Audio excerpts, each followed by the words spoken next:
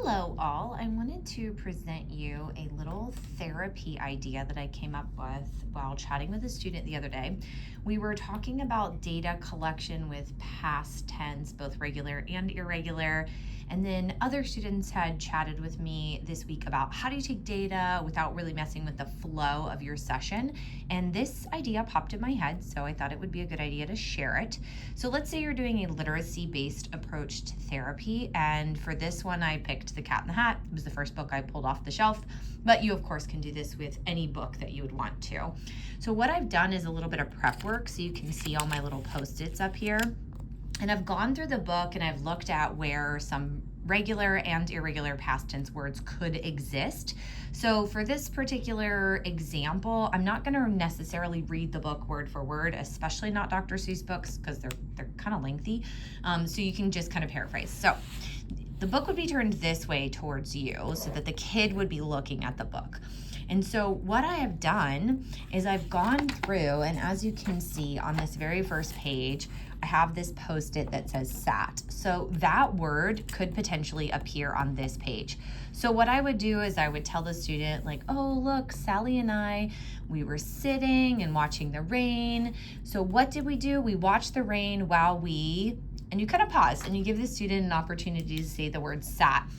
And what you can do is you can take your data, however you take data, right here on whether they got it or they didn't get it, whether you do pluses or circles or minuses or the thing that I teach in class, whatever it is that you're using.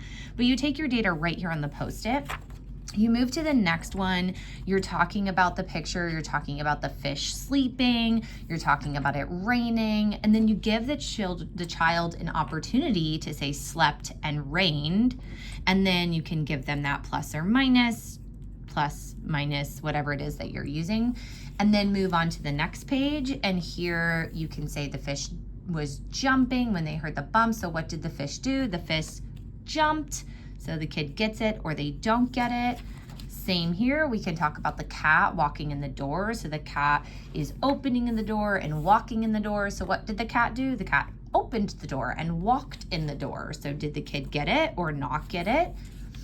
And then just keep going. So he took off his hat. The children looked at the cat.